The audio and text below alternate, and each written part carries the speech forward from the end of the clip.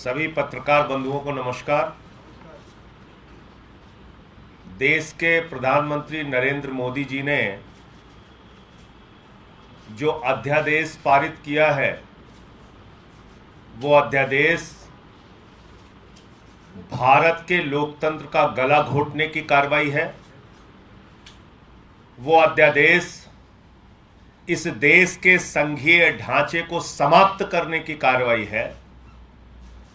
वो अध्यादेश बाबा साहब डॉक्टर भीमराव अंबेडकर के द्वारा लिखे गए संविधान को खत्म करने की कार्रवाई है और सबसे बढ़कर भारत के सर्वोच्च न्यायालय के 5 जजों के फैसले को पलटने की कार्रवाई है। इससे स्पष्ट हो गया कि भारतीय जनता पार्टी और नरेंद्र मोदी जी ना तो देश का संविधान मानते हैं, ना भारत का लोकतंत्र मानते हैं, ना देश के संघीय ढांचे में उनका कोई यकीन है और ना ही भारत के सर्वोच्च न्यायालय को मानते हैं। फिर बचा क्या? कौन सी संस्था बची इस देश के अंदर? इसका मतलब देश में तानाशाही का शासन है। तुगलकी फरमान से कोई भी आदेश बदला जा सकता है, कोई भी आदेश दिया जा सकता है। 25 साल से जिस दिल्ली के अंदर भारतीय जनता पार्टी बुरी तरीके से हार रही है, बार बार पराजित हो रही है, इतनी व्याकुल है, इतनी तड़प रही है सत्ता पाने के लिए यहां पर कि अरविंद केजरीवाल जी की एक लोकप्रिय सरकार जो लोगों को फ्री बिजली देती है, फ्री पानी देती है, फ्री शिक्षा देती है, फ्री इलाज देती है, बुजुर्गों को तीर्थ यात्रा देती है, विधवाओं को पेंशन देती है, जो माताओं बहनों के लिए बस की यात्रा फ्री करती है, ऐसी सरकार को कैसे रोकना है, कैसे चलने नहीं देना है, कैसे अरविंद केजरीवाल जी की लोकप्रियता को खत्म करना है, इस पूरे काम में नरेंद्र मोदी जी और बीजेपी की ऊर्जा लग रही है। और ये जो अध्यादेश है अलोकतांत्रिक, असंवैधानिक, भारत के संघीय ढांचे को खत्म करने वाला, इसके लिए दिल्ली के मुख्यमंत्री और पार्टी के राष्ट्रीय अध्यक्ष अरविंद केजरीवाल जी ने कहा है कि वो देश के सभी विपक्षी नेताओं से मुलाकात करेंगे, सारे राजनीतिक दलों से मुलाकात करेंगे और जब ये काला कानून राज्यसभा के अंदर आएगा, जहां पर बीजेपी का बहुमत नहीं है, वहां सारी विपक्षी पार्टियों को मिलाकर इस बिल को वहां पर गिराने के लिए सबको एकजुट करने का प्रयास करेंगे। और इसी क्रम में मुख्यमंत्री अरविंद केजरीवाल जी कल बंगाल की माननीय मुख्यमंत्री ममता बनर्जी जी से मुलाकात करेंगे। परसों शिवसेना के राष्ट्रीय अध्यक्ष उद्धव ठाकरे जी से मुलाकात करेंगे। उसके एक दिन बाद एनसीपी के राष्ट्रीय अध्यक्ष शरद पवार जी से मुलाकात करेंगे। कल उन्होंने नीतीश कुमार जी और तेजस्वी यादव जी से मुलाकात की और सबके सामने एक ही विषय रखा, अगर हमको भारत का लोकतंत्र बचाना है, अगर हमको बाबा साहब डॉक्टर भीमराव अंबेडकर के द्वारा लिखे गए संविधान को बचाना है, अगर हमको इस देश के संघीय ढांचे और सुप्रीम कोर्ट को बचाना है, तो सारे विपक्ष को एकजुट होकर इस अध्यादेश को जब बिल के स्वरूप में राज्यसभा में आएगा, उस वक्त इसे गिराना होगा। और यह 2024 का सेमीफाइनल भी होगा, यह विपक्षी एकता का सेमीफाइनल भी होगा। क्या सारा विपक्ष भारतीय जनता पार्टी को पराजित करने के लिए एकजुट है या नहीं है, इसकी एक बड़ी अग्नि परीक्षा जब यह अध्यादेश बिल के रूप में राज्यसभा में आएगा, उस वक्त होगा। तो ये जानकारी आप सबको देनी थी कि अरविंद केजरीवाल जी देश के सभी विपक्षी नेताओं से आने वाले दिनों में मिलेंगे। अभी 3 कार्यक्रम उनके तय हुए हैं। एक बंगाल की मुख्यमंत्री ममता बनर्जी जी से, दूसरा महाराष्ट्र के पूर्व मुख्यमंत्री उद्धव ठाकरे जी से, तीसरा एनसीपी के राष्ट्रीय अध्यक्ष शरद पवार जी से, और सबको एकजुट करके इस बिल को, इस काले कानून को गिराने के लिए वो प्रयास करेंगे। उन सबसे मुलाकात करेंगे।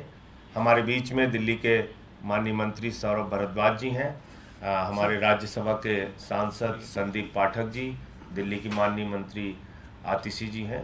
आप लोग सर आपने बोल दिया सर। क्या कांग्रेस से सहयोग मांगेंगे?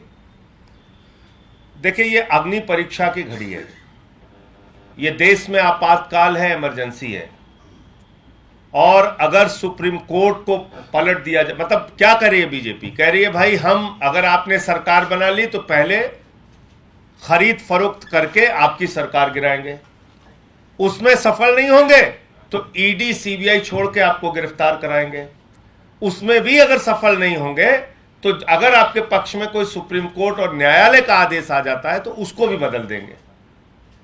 तो फिर लोकतंत्र कहां बचा, संविधान कहां बचा, सुप्रीम कोर्ट कहां बचा? फिर तो सब आपने खत्म कर दिया। तो कांग्रेस पार्टी को भी यह तय करना होगा कि क्या वो भारत के संघीय ढांचे और लोकतंत्र के पक्ष में खड़ी है या उसके खिलाफ खड़ी है।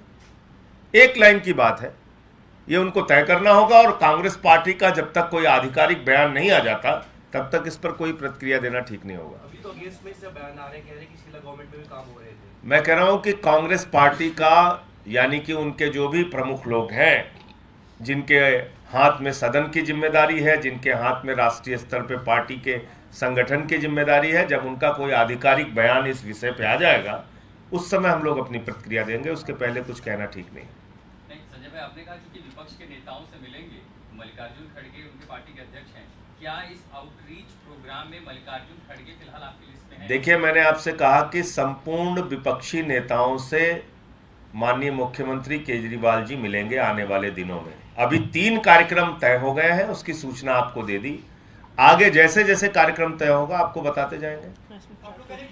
एक सेकंड में देखिए, ये किसी एक पार्टी का मुद्दा नहीं है, ये सिर्फ दिल्ली का मुद्दा भी नहीं है।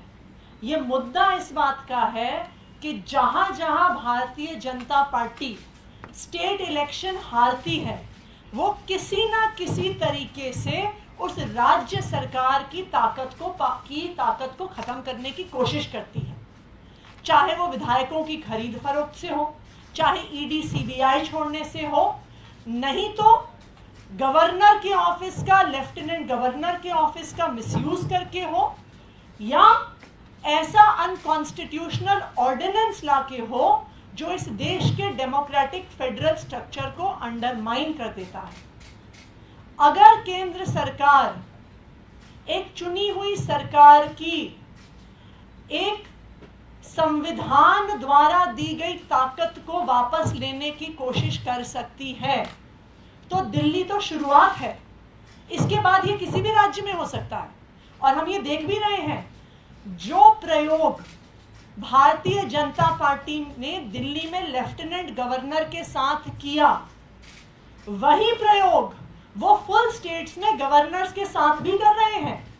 जहां जहां पर जिस राज्य में भारतीय जनता पार्टी की सरकार नहीं है, चाहे वहां पे कांग्रेस की सरकार हो, आम आदमी पार्टी की सरकार हो, टीएमसी की सरकार हो, वहां पे गवर्नर्स को इस्तेमाल करके चुनी हुई सरकारों की ताकत छीनने की कोशिश करी जा रही है।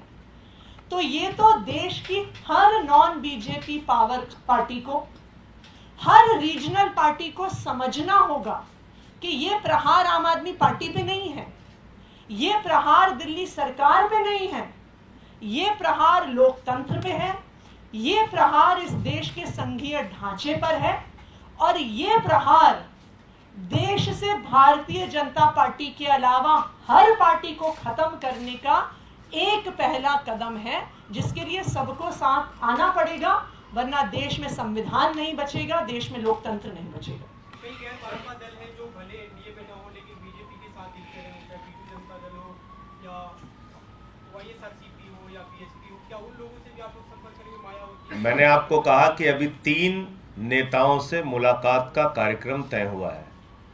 जैसे जैसे जिन जिन नेताओं से मुलाकात का कार्यक्रम तय होगा उसकी सूचना आपको दी जाएगी। सर, आज सत्येंद्र जैन जी को अस्पताल ले जाने की नौबत आई है, उनकी हालत बहुत खराब बताई जा रही है, उनका वेट भी काफी कम हो गया, सीएम ने भी उस पर चिंता जताई है, इसको लेके आप क्या? देखिए, वो तस्वीर मैंने देखी, आप लोगों ने भी देखी होगी। ये वही शख्स है सत्येंद्र जैन जिनको कोरोना के समय में खुद वो कोरोना संक्रमित हो गए थे और जिंदगी मौत से लड़के निकले थे। उनके लिए लोग दुआएं कर रहे थे कि उनकी ज़िंदगी बच जाए, और जो बच के निकले तो वो दिल्ली के लोगों के लिए काम कर रहे थे, उनकी सेवा कर रहे थे। ये वही सत्येंद्र जैन है जिनके पिता की मृत्यु हो गई कोरोना के दौरान, और पिता की मृत्यु के 2 दिन के बाद वो फील्ड में थे, लोगों की सेवा कर रहे थे।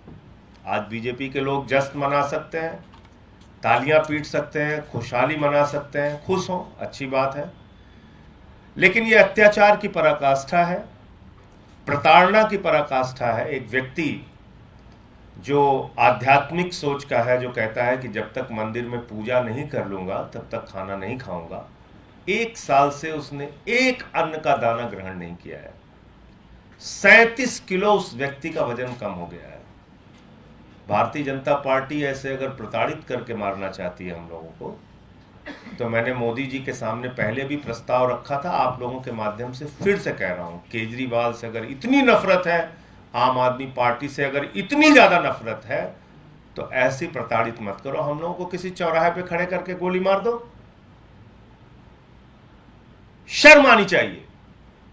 एक ऐसा व्यक्ति जिसने मोहल्ला क्लिनिक का मॉडल दिया जो पूरी दुनिया में आज प्रसिद्ध है, एक ऐसा व्यक्ति जो कोरोना के समय में अपनी जिंदगी की परवाह किए बगैर दिल्ली वालों की सेवा कर रहा था, आप ऐसे आदमी को खुश हो रहे हो, जश्न मना रहे हो, ताली पीट रहे हो, हाँ देखो इसका वजन कम हो गया है, तो ये तो बिल्कुल मरणासन्न हो गया, ये तो बेचारा एकदम ऐसे खड़े भी नहीं हो पा रहा है।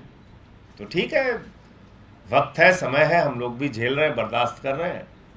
बाकी मोदी जी से मैं इतना ही कहना चाहता हूं कि मोदी जी, क्रूरता की भी पराकाष्ठा होती है, इतनी क्रूरता मत करो, ये अच्छी बात नहीं है। जी, राज्यसभा में जो बिल आएगा, तमाम विपक्षी पार्टियों की बैठक की जा रही है, रणनीति पर चर्चा हो रही है, क्या आप ये कह रहे हैं कि वहां से एक स्थिति साफ हो जाएगी कि 2024 में विपक्षी एकता किधर जा रही है, क्योंकि आपने उसके लिए सेमीफाइनल शब्द का इस्तेमाल कर दिया? देखिए, लोग कहते हैं कि भाई बीजेपी के खिलाफ सबको एकजुट होने की जरूरत है, ये भी कहते हैं कि लोकतंत्र को बीजेपी खत्म कर रही है, संघीय ढांचे को खत्म कर रही है, संविधान को खत्म कर रही है। तो ये सवाल सिर्फ आम आदमी पार्टी और अरविंद केजरीवाल जी का नहीं है, ये सवाल है भारत के लोकतंत्र का, ये सवाल है भारत के संविधान का, ये सवाल है हमारे संघीय ढांचे का। तो अगर ऐसा राजनीतिक पार्टियां मानती हैं तो उसकी एकजुटता जब ये बिल के स्वरूप में आएगा अध्यादेश, तो उस वक्त दिखाने की जरूरत है। सबको एक साथ आकर इस बिल को गिराना चाहिए, क्योंकि बीजेपी के पास नंबर नहीं है राज्यसभा में। सारी विपक्षी पार्टियां अगर एकजुट होती हैं तो ये बिल गिरेगा। तो उससे तस्वीर साफ हो जाएगी 2024 की। आप ये मान रहे हैं कि विपक्षी एकता को लेकर, क्योंकि बहुत सारी तैयारियां चल रही हैं। हमने कहा, केजरीवाल जी ने भी कहा कि इसका एक सेमीफाइनल है। सेमीफाइनल का मतलब एक तस्वीर सामने आएगी जहां पे विपक्षी एकजुटता पूरे देश को दिखेगी। सर, क्या कांग्रेस इसीलिए रिलक्टेंट दिख रही है कि उनको कहीं ना कहीं ये दिख रहा है कि सेमीफाइनल को लीड अरविंद केजरीवाल कर रहे हैं? तो कहीं फिर ये सवाल अरविंद केजरीवाल का नहीं है। भारत के सर्वोच्च न्यायालय के 5 जजों ने 5-0 से फैसला दिया, कहीं कोई संशय नहीं इसमें। संविधान पीठ की 5 जजों की 5-0 से जो फैसला दिया गया, उस पर अगर हथौड़ा चलाने का काम मोदी जी कर रहे हैं, तो क्या भारत के सर्वोच्च न्यायालय के अधिकारों को बचाने के लिए हमें एकजुट नहीं होना चाहिए? क्या भारत के संघीय ढांचे और लोकतंत्र और संविधान को बचाने के लिए हमें एकजुट नहीं होना चाहिए? तो इसमें सवाल कांग्रेस पार्टी या आम आदमी पार्टी का नहीं है। यह सवाल है जिस बुनियाद पे हम जिंदा हैं और चल रहे हैं, जिस बुनियाद पे पूरा भारत और 140 करोड़ लोग खड़े हैं, वो बुनियाद अगर हिलाने और गिराने की कोशिश की जा रही है, तो कम से कम उसको बचाने के लिए तो हम सब लोग एक साथ आए। संजय सिंह जी, जो तस्वीर आपने कुछ पार्टियों का नाम लिया है, दरअसल अभी सवाल पूछा गया था टीडीपी वाईएसआर को लेकर के, क्या इसमें वो पार्टियां भी शामिल होंगी इस आउटरीच प्रोग्राम में, जैसे अकाली दल हो गए या टीडीपी, जो पहले बीजेपी के घटक दल रहे हों? क्या आउटरीच प्रोग्राम का दायरा गैर बीजेपी या गैर एनडीए पार्टियों से आगे भी बढ़ेगा? देखिए, ऐसा है कि कोई एनडीए का हिस्सा बीजेडी नहीं है, एनडीए का हिस्सा वाईएसआर भी नहीं है।